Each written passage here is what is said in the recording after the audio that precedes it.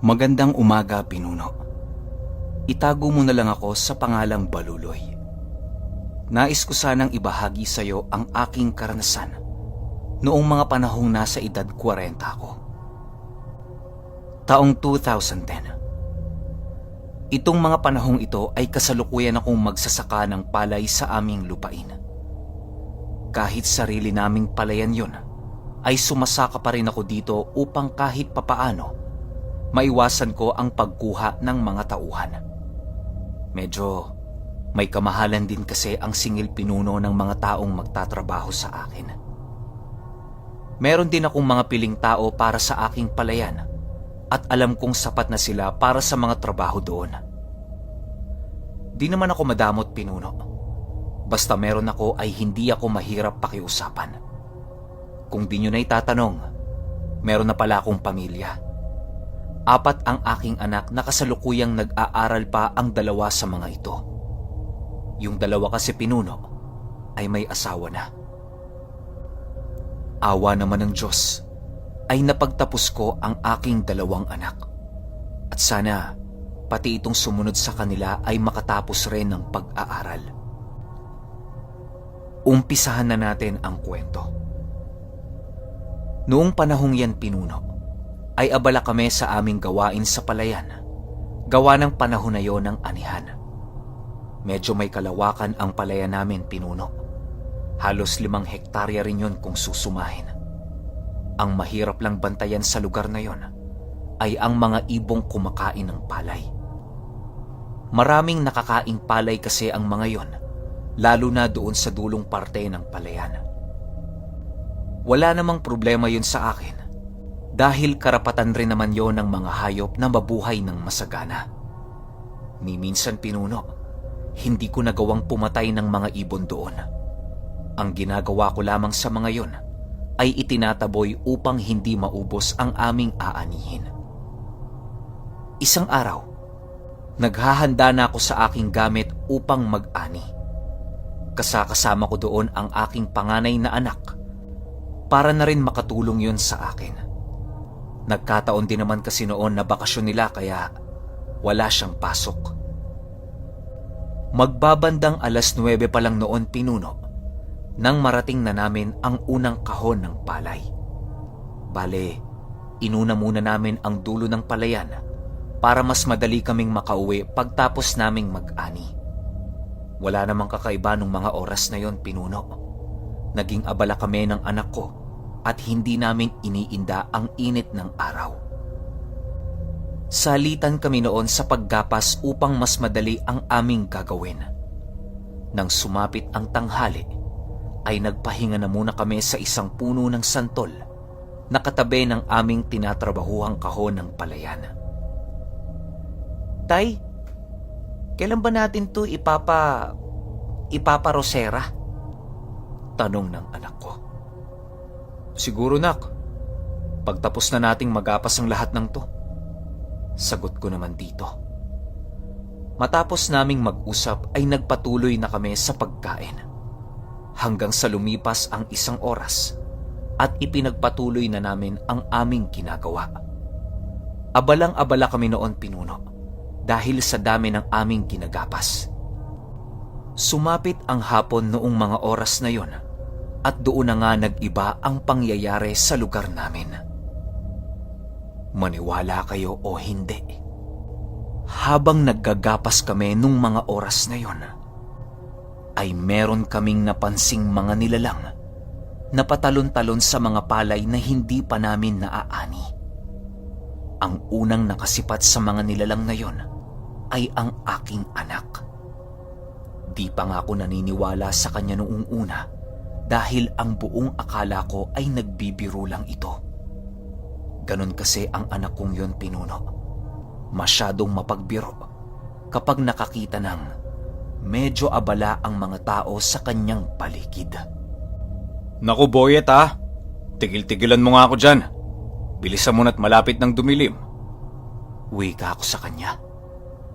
Matapos yan ay hindi pa rin tumigil ang anak kong yon sa kanyang mga pinagsasasabi. Doon ako nagalit, Pinuno, dahil sa akala ko iniinsulto na ako nito. Paglapit ko sa anak kong yon, ay napansin kong tulalang-tulala na yon habang nakatingin sa malayo. Dali-dali ko namang sinipat ang kanyang tinitingnan at laking gulat ko na lamang nang makita ko ang 3 nilalang na nakatayo sa pinakadulong dahon ng palay. Animoy lumulutang na ang mga yon dahil sa kanilang ginagawa. Nakatitig lang ito sa amin, pinuno, na para bang hinihintay lang kaming gumawa ng hakbang. Natigilan din ako noon dahil sa takot na aking nadarama. Akala ko nga noon, pinuno, ay mamamatay na kami dahil sa aming nasilayan. Hanggang sa nagpatuloy ang mga yon sa pag-apak doon sa palay. Tumatakbo ang mga yon sa aking palayan na animoy naglalaro. Kami naman nun, pinuno, ay halos maihina dahil sa sobrang takot. Isipin nyo na lang, makakita kayo ng ganoong nilalang tapos putukan pa ng pangit. Animoy isang taong kalabaw ang nakita namin noong mga panahong yon. Ganon na ganon kasi ang itsura nun, pinuno. Parang kalabaw na kalahating tao. Matapos ang pangyayaring yon, ay hindi na namin nagawa pang dalhin ang mga palay na aming nagapas. Halos naka8 bungkos na kami nun kaya hindi na namin kayang buhatin ang mga yon. Ang kalabaw naman na kasama namin sa lugar na yon ay ginawa na lang naming sasakyan upang tuluyang makaalis sa lugar na yon kung nasaan ang mga nilalang. Masyado kasing nakakatakot ang mga itsura nito na parang kakatay ng tao. Ang anak ko naman nun, pinuno, ay tulalang-tulala lang dahil sa aming nasilayan. Akala ko maayos na ang lahat, pero hindi pa pala.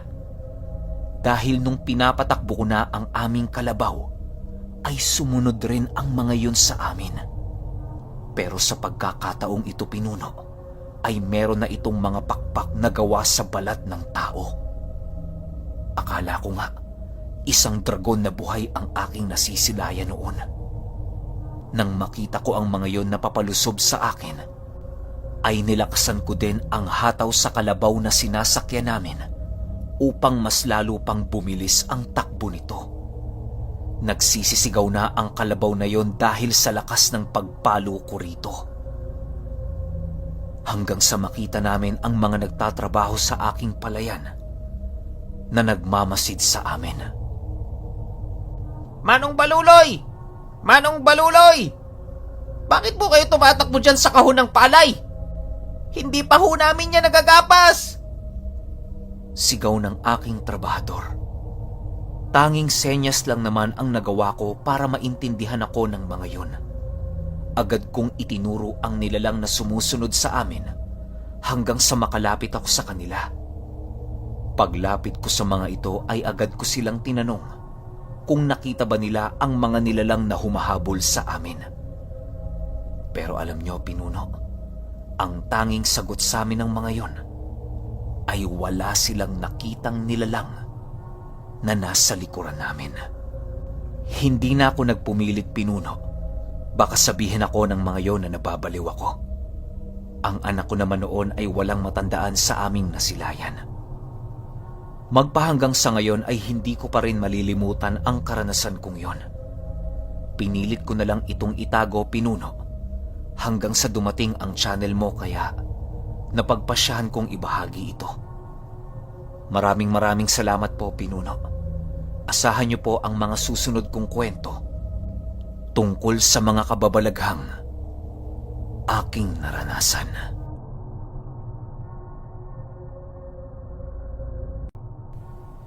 Good morning, pinuno. Itago niyo na lang po ako sa pangalang Bibads. Ito po ang kwento ko na experience simula nung bata pa ako. Year 2001, Las Piñas City. Mga first year high school ako nung mga panahon na to. Ipinagbubuntis ng mama ko ang bunso kong kapatid. Dahil laking Maynila ako, kaya hindi ako naniniwala sa mga aswang. Lalo na nasa modern na panahon na to. Dagdag pa na varsity player ako ng school namin kaya puro sports lang ang laman ng utak ko ng mga panahon na to. At kasagsagan ng fraternity at gangster yung mga panahon na to. Kaya wala talaga sa isip namin yung mga aswang at kababalaghan na yan. Pero nagbago ang lahat nung mga panahon na 6 or 7 months nang buntis yung mama ko. Bali ang klase namin, simula ng 6 a.m. tapos matatapos to ng 4 p.m. Pagtapos ng klase, diretso na kami sa gym para mag-ensayo. At natatapos ang ensayo namin mga 7 p.m. na. Kaya late na akong nakakauwi ng bahay. Dito na ako unti-unting nakaranas ng hindi maganda. Isang araw pagkababa ko ng tricycle, bumili muna ako sa minimart ng makakain. Yung may-ari ng minimart, nagtanong sa akin kung kumusta naman ang mama ko. Sabi ko okay naman. Napatingin ako sa kanya bigla at parang meron pa siyang gustong sabihin sa akin.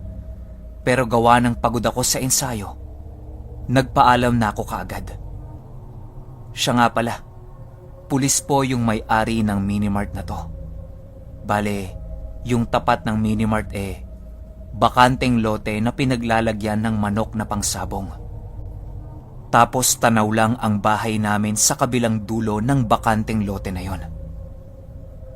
Nung naglalakad na ako papunta sa bahay, biglang lumagkit yung pakiramdam ko. Tapos yung aso namin at mga aso ng kapitbahay, walang tigil sa pag-alulong. Hindi ko naman pinansin yon. Wala namang nangyari nung gabing yon pero mga 1.5 linggo na ang nakalipas. Ganon at ganon pa rin yung senaryo pag uuwi ako. Isang umaga, mga 5:45 a.m. Nung papasok na ako sa school, nakita ko yung anak ng may-ari ng minimart na nagpapaihi ng aso sa bakanteng lote. Binati ko siya ng magandang umaga.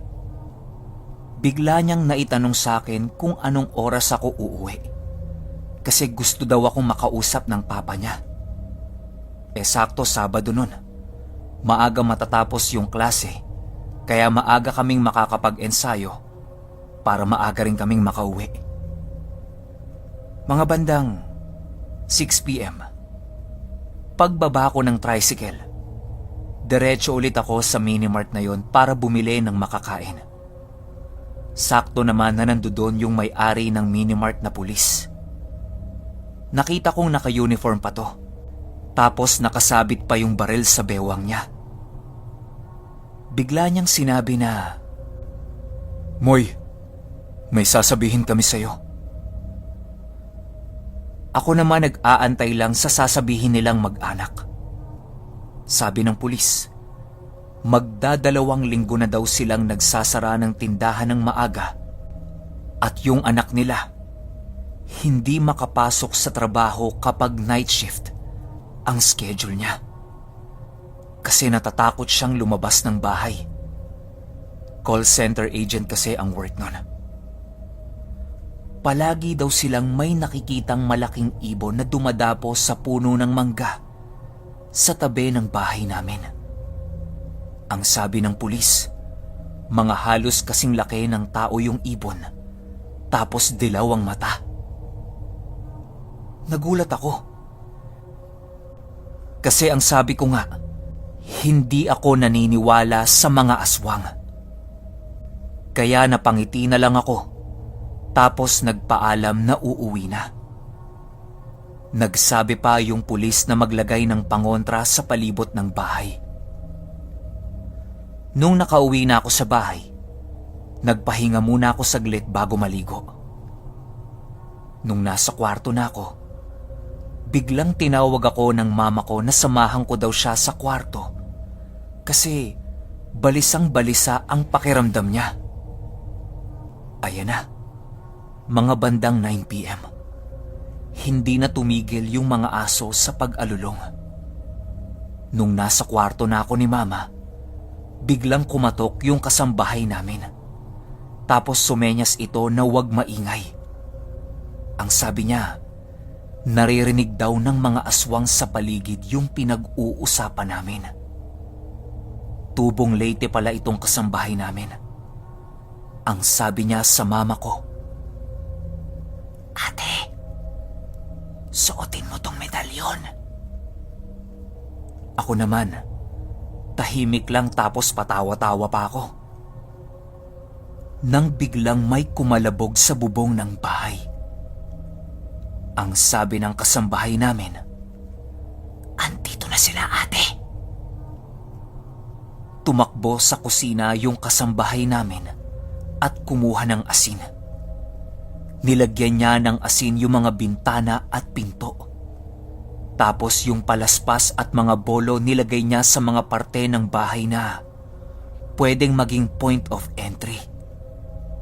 Nilagyan din niya ng bawang at kutsilyo yung bintana ng kwarto ni Mama. Nakikiramdam lang kami. Nang biglang may nilabas yung kasambahay namin na maliit na kutsilyo na nakabalot sa telang pula at isang maliit na pulang pitaka na gawa sa tela. Tapos may kapirasong kahoy sa loob. Ang sabi niya sinukuan daw yun. Pinalagay niya ito sa ilalim ng una ni Mama. Tapos yung isang matalas na kutsilyo at rosary, pinahawak lang niya kay Mama. Sinabihan niya din kami na manalangin at humingi ng proteksyon. Pagkalipas ng ilang minuto, gumaan na yung pakiramdam ni Mama at hindi na siya pinagpapawisan ng malamig. Nakatulog na din ng maayos si Mama habang kami nagkwentuhan pa din. Ayon sa kasambahay namin, may konting kaalaman siya sa mga pangontra at orasyon kasi babaylan pala sa Leyte yung lola niya at nagsisimula pa lang siyang mag-aral sa pagiging babaylan.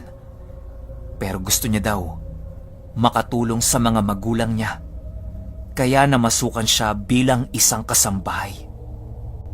Paggising ko ng mga 5 a.m., lumabas na ako sa kwarto ni Mama para magbihis at mag-jogging. Linggo kasi nun kaya wala kaming pasok. Paglabas ko ng kwarto, nakita ko sila Mama at yung kasambahay namin na nagkakape at nagkukwentuhan. Ako naman diretso na akong lumabas at tumakbo sa village. Tapos dumadayo kami ng ibang zone para mag-basketball ng mga barkada ko. Kaya nakauwi na ako niyan mga 9 a.m. na. Pag uwi ko sa bahay, nadatnan ko si Mama na nakabihis at pupunta daw siya sa OB niya. Kasi nun daw naliligo siya, bigla daw siyang nakaramdam ng hapde nung madampian ng sabon yung dalawang legs niya. Pagtingin niya daw dito, may nakita siyang 3 mahabang kalmot sa 2 binti niya. Ayun, nakita ko din yung mga kalmot. Sa awa ng Diyos, mabuti naman yung lagay ng bunso kong kapatid. Naisilang din siya after ng ilang months. Nagstay pa sa amin yung kasambahay namin ng ilang taon. Tapos bumalik na din sa Leyte nung makaipon na ito. Sabi-sabi din sa amin na yung likod pala ng village namin tagos na ng Cavite City. Hindi namin alam kung taga saang village ba yung aswang na yon o baka taga ibang lugar. At hindi lang pala si Mama ang unang biktima. Meron na din pala na unang biktima na taga ibang zone. Hi po, Pinuno. Itago niyo na lang po ako sa pangalang Benji.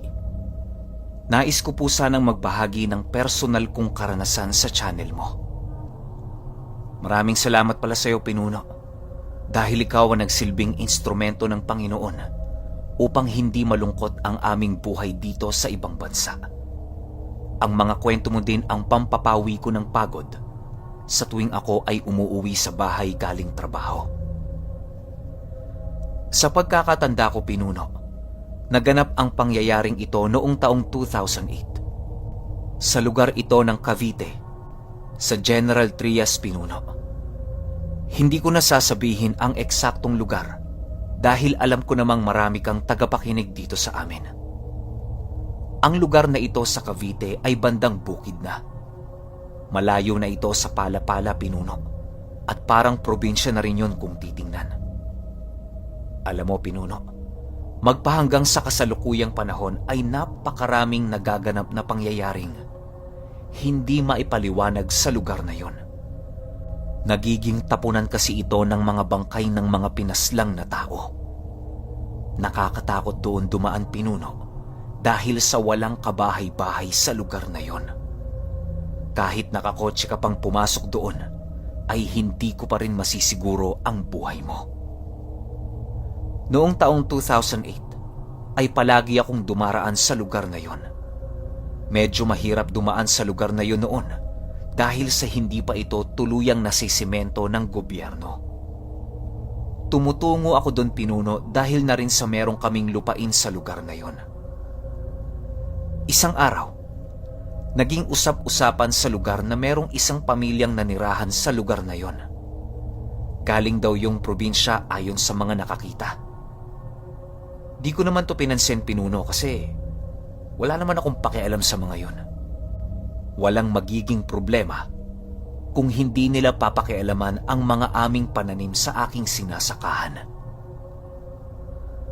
Nang marinig ko ang usap-usapan, Pinuno, ay saktong tutungo rin ako sa lugar na yon. Medyo nagagalak din akong makita ang pamilyang yon dahil sila ang kauna-unahang nakatira sa lugar na yon. Pagdating ko doon ay agad kong napansin ang kanilang munting tirahan. Biglang nanlaki ang mga mata ko noon dahil agad pumasok sa isip ko na ngayong araw lang lumipat ang mga yon. Ha? Meron na kaagad bahay? Gulat na tanong ko sa aking sarili. Maiintindihan ko pa sana, Pinuno, kung tagpi-tagping gamit lang ang ginawa nilang tahanan. Pero hindi eh. Dahil nung mga oras na yon ay animoy, napakatagal na ng bahay na yon sa aking mga paningin. Yung haligi ng kanilang tahanan ay hindi mo makikitaan ng mga bakas ng pagbungkal sa lupa. Animoy ibinaon lang yon ng mga yon nang hindi naghuhukay. Matapos kong titigan ng kanilang bahay, ay biglang merong lumabas na isang batang babae. Nakatingin lang yun sa akin na parabang alam na nito na naroon ako sa lugar na yon. Di ko naman pinansin yun, Pinuno, at nagpatuloy ako sa aking ginagawa. Habang abala ko sa aking ginagawa ay bigla akong nakaamoy ng mabaho sa lugar na yon. Ang buong akala ko ay patay lang na hayop ito. Pero hindi pala. Mas lalo pang tumindi ang amoy na yon nang napansin kong naglalakad papalapit sa akin ang ama ng babaeng yon. Nakatingin lang ito sa malayo na parabang hindi ako nakikita. Habang papalapit yun sa akin, Pinuno, ay papalakas din ang aking naaamoy. Kasabay ng aking nalalanghap na mabahong simoy ng hangin, ay ang siyang paglambot ng aking katawan na parabang meron akong kinakatakutan sa lugar na yon. Paglapit sa akin ng taong yun, Pinuno, ay bigla akong nagulat at nainsulto sa sinabi nito sa akin. Tandang-tanda ko pa ang pagkawalang respeto ng taong yun na parabang isa kong hayop sa kanyang paningin. Ang wika ng taong yun sa akin, Sa susunod, huwag ka na ditong babalik, ha? nang marinig ko ang mga katagang yan, Pinuno, ay napalitan ng galit ang pagkatakot ko dito. Parang kung sino yun kung umasta kahit wala naman yung maipagmamalaki. Di ako pumayag nun, Pinuno, na babuyin ako ng taong yon. Kaya ang ginawa ko ay sinagot ko to at pinagbantaan. Sino ka ba? Kaliit-liit mong tao, ganyan ka umasta. Ayusin mo, Chong, ha? Baka hindi ako makapagtimpi sa'yo. Sagot ko naman dito. Galit na galit talaga ako nun, Pinuno, na naghihintay na lang ako ng isa pang pagkakamali ng taong yun. Hindi naman kasi yung kalakihan at kayang-kaya ko yung ibalibag sa sahig. Matapos kong sagutin yon, ay ngumisi lang ito na para bang nakakainsulto. Hindi na ako nakapagtimpi nun, Pinuno, kaya ang ginawa ko ay nilapitan ko ito at kinuwelyuhan. Hindi naman yun gumalaw, na animoy hindi yun natitinag sa aking ginagawa. Kalma lang, baka nadadala ka lang sa iyong galit. Masyado ka pang mahina para labanan ako. Wika nito sa akin. Nang marinig ko yun, Pinuno, ay agad ko itong sinapak. Malakas ang pagsapak ko sa taong yun pero hindi yun napahandusay sa lupa.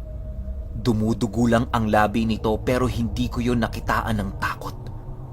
Matapos yan ay nilisan ko na lang ang lugar na yun dahil sa nawiwirduhan ako sa taong yun at para na rin makaiwas sa sitwasyong aking kinalalagyan. Habang naglalakad ako papaalis, ay nakita ko itong nakatingin lang sa akin habang kumakamot sa kanyang leeg. Hindi nito inaalis ang kanyang mga paningin sa akin habang ako ay naglalakad papalayo. Ganon din ang asawa at maging anak nito.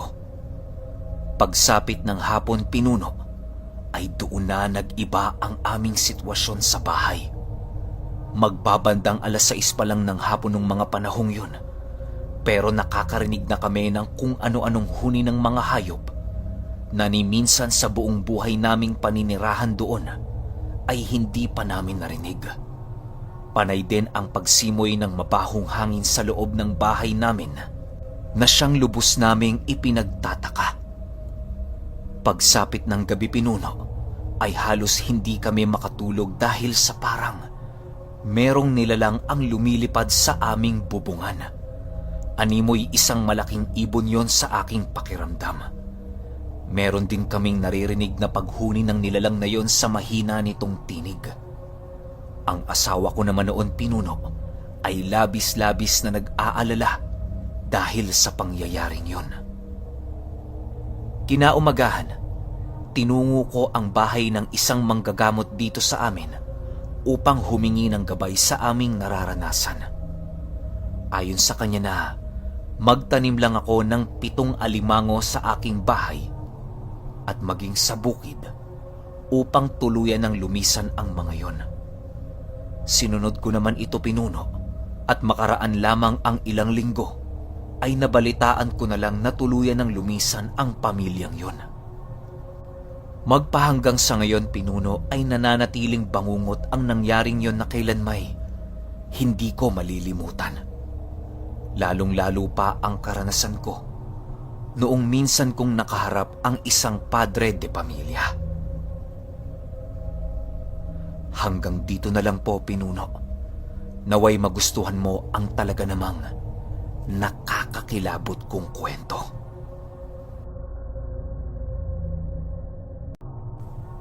Pinuno, nais ko lang ibahagi ang aking karanasan nitong nagdaang taong 2017. Pinuno, itago niyo na lang ako sa pangalang Connie. Ako po ay lumaki sa Bataan at ang lolo ko po at lola ko ay sikat na manggagamot sa amin. Hindi lang sila basta-basta na manggagamot dahil malalim ang kanilang aral at sa totoo lang, Pinuno, buhay pa rin sila hanggang ngayon. Sabi ng aking ina, ang lolo at lola ko daw ay mahigit na sa 100 taon na bubuhay.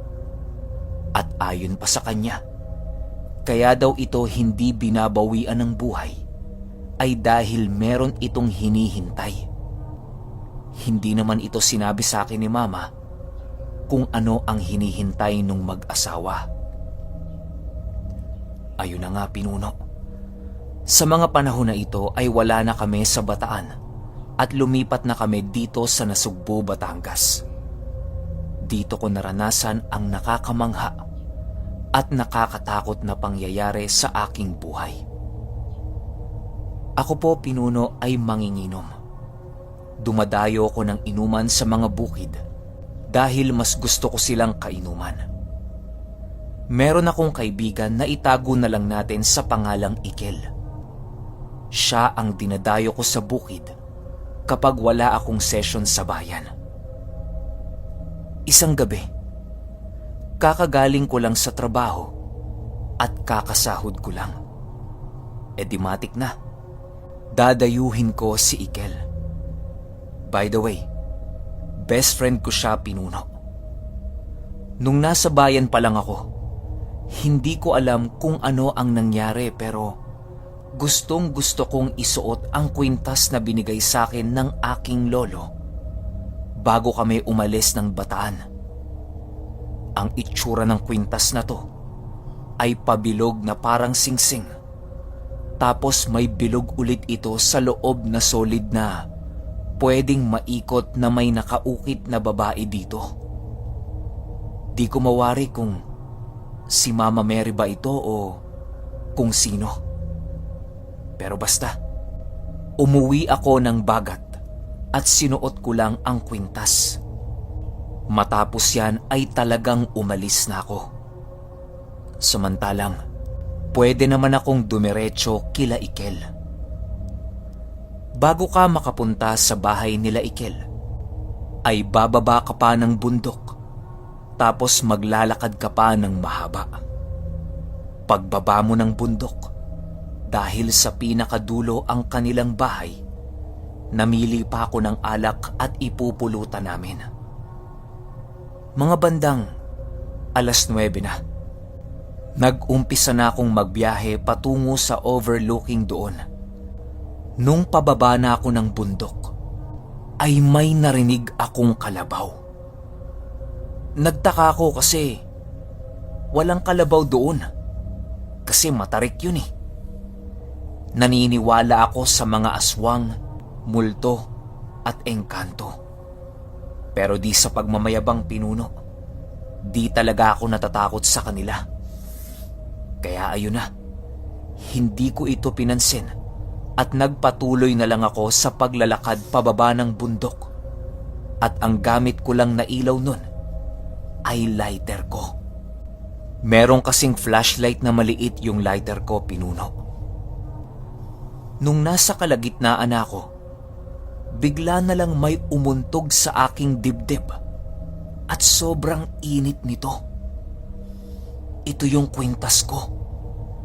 Napakabilis ng ikot at ang init. Nakapaloob ito sa aking damit, kaya inilabas ko ito nang bigla na lang may nagwika sa aking likod ng unang biktima. Napakalaki ng boses na parabang may plema. Di ako nakagalaw nun dahil ramdam ko na kapag gumalaw ako ay mamamatay ako. Nang bigla na lang umuntog na naman sa akin ang kwintas at bigla na lang akong napatalon ng palayo sa nilalang at biglang nawala ang takot ko. Nung medyo malayo na ako, humarap ako sa nilalang hawak-hawak ang kwintas ko.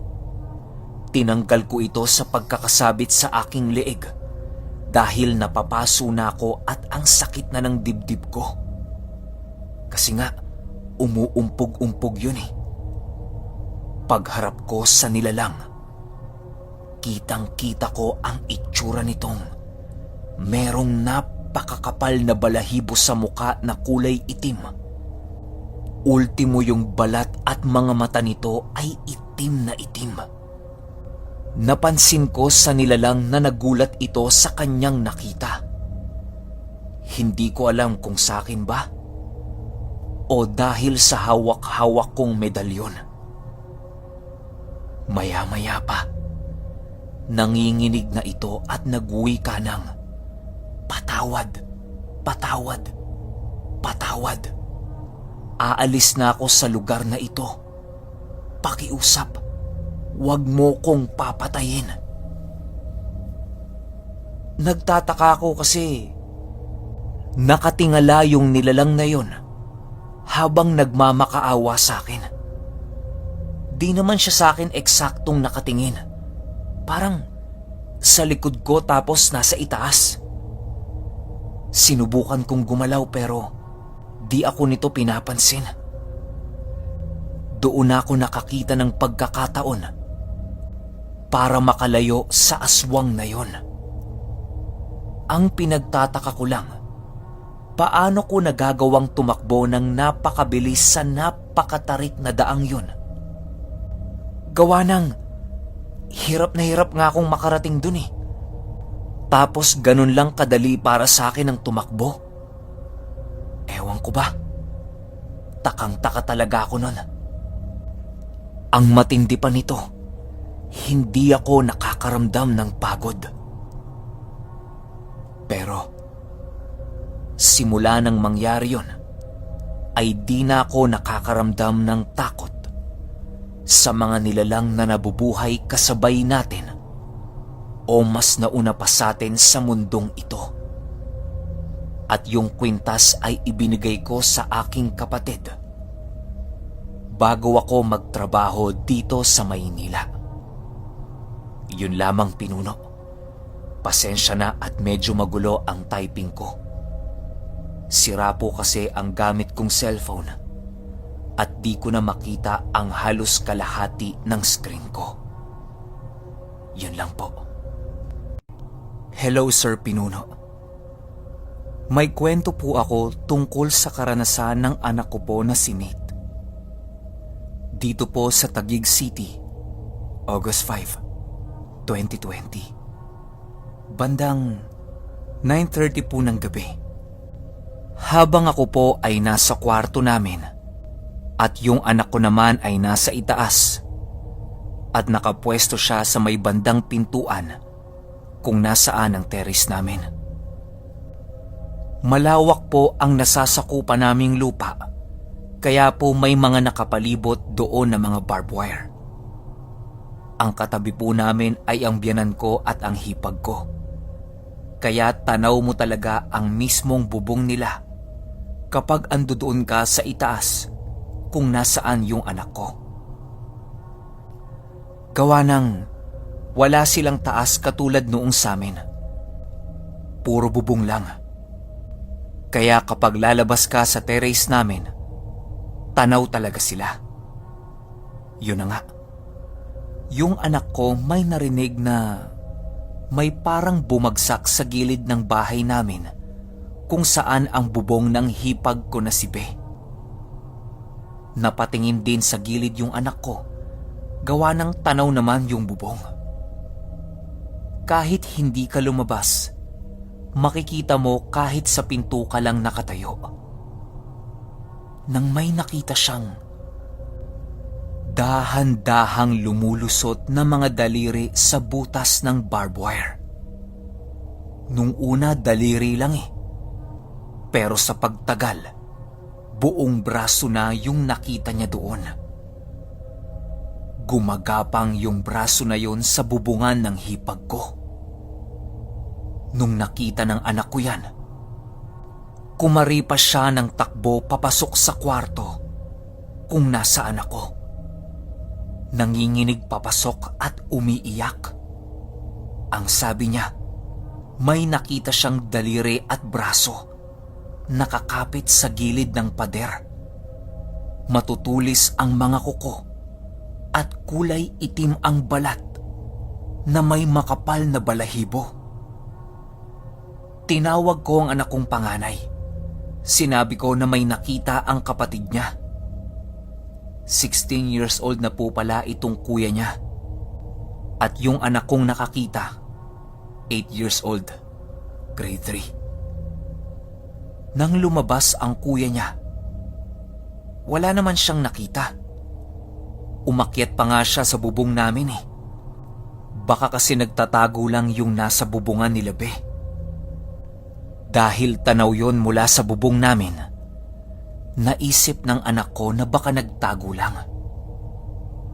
Pero wala talaga.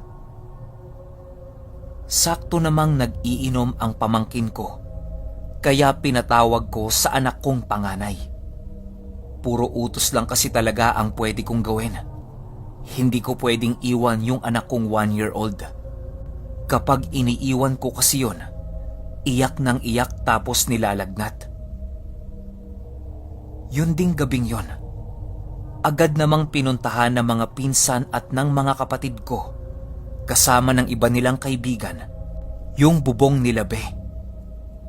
Pag-akyat nila sa itaas, may nakita silang malaking ibon ang nasa kabilang bubong ng kapitbahay namin.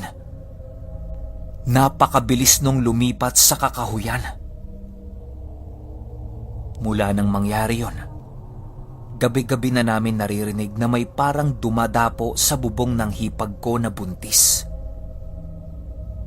Sa kasamaang palad, December 8 ng umaga, 12:15 ng madaling araw, sinugod sa ospital ang hipag ko, gawa ng kabuanan na niya.